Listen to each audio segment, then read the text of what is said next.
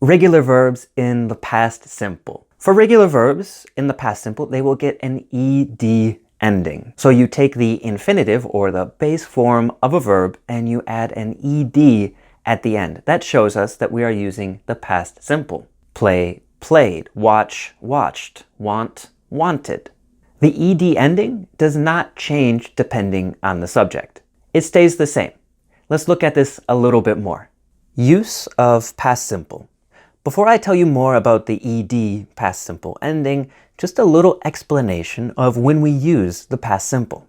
We will focus more on this later, but for now, let's just say that the past simple is for an action that was done and completed in the past. It happened at a specific moment and ended at a specific moment. This is the most important meaning, and the only one you need to know right now. In a few lectures, we will also compare it to the past continuous, as well as how to use the past simple for habits. Examples. I walked to the store yesterday. We played football before lunch. She studied at the same school. They wanted to arrive early.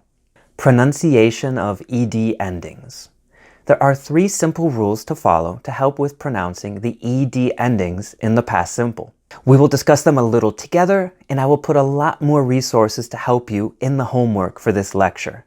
Before I explain the 3 rules, I'm going to use the terms voiced and voiceless consonant to help you with the ed endings.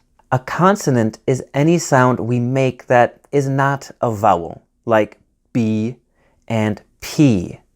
To say a voiced consonant, like B, as in boy, your vocal cords vibrate. They move quite a bit. To say an unvoiced consonant, like P as in pig, your vocal cords move very little, or not at all. Let's continue now to the 3 ed endings. Rule 1, T sound. The ed ending is pronounced as T after a voiceless consonant like P, F, K, Sh, Ch, S, and X. However, not after T. The T sound has its own rule, and that's rule number 3.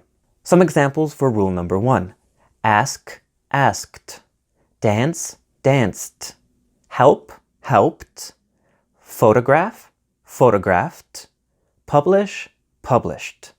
Rule number 2, D sounding ed ending.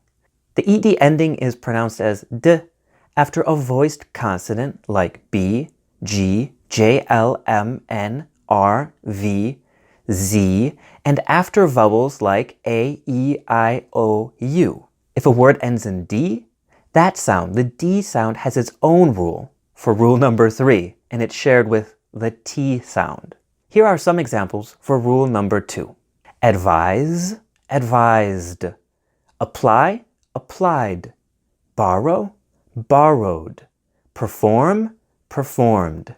Prepare, prepared. Cool, cooled. Rule number 3, id sounding ed endings. By now, you should know that rule 3 only includes words that end in a T sound or a D sound. And what happens here is we add an extra syllable for this ed ending. It has an ed sound. So for rules 1 and 2, we just add that sound, but not the extra syllable. Look at the following examples to see what I am talking about. Accept, accepted. Add, added. Distribute, distributed. Land, landed. Last, lasted. State, stated. If you want it, and I recommend you do, there are links to practice this more in the homework. Just like the pronunciation rules we looked at, there are also some spelling rules you must memorize with the ed ending. Verbs that end in Y in the infinitive. When a regular verb in the infinitive ends in Y, it will change to IED in the past. Study becomes studied. Cry becomes cried. Spy becomes spied. Tidy becomes tidied. Verbs in the infinitive that end in P and N. When a one-syllable regular verb ends in a vowel followed by a consonant, P or N, we add an extra P or N to the spelling in the ED ending. Chop becomes chopped. Slip becomes slipped. Plan becomes planned. Fan becomes fanned. Irregular verbs in the past simple. I've mentioned irregular verbs a few times now. This is probably one of the most difficult things for English learners because there are so many of them. Two of the most important verbs, to be and to have, are irregular. This is why it's so important to learn vocabulary as you see it and use it, not by memorizing random lists. When you see a new verb, check to see if it is regular. A website like Word Reference is perfect for this, and most dictionaries will tell you too. In the homework, I will put a link to some of the most important irregular verbs, as well as some popular videos with unique and impressive ways to memorize them.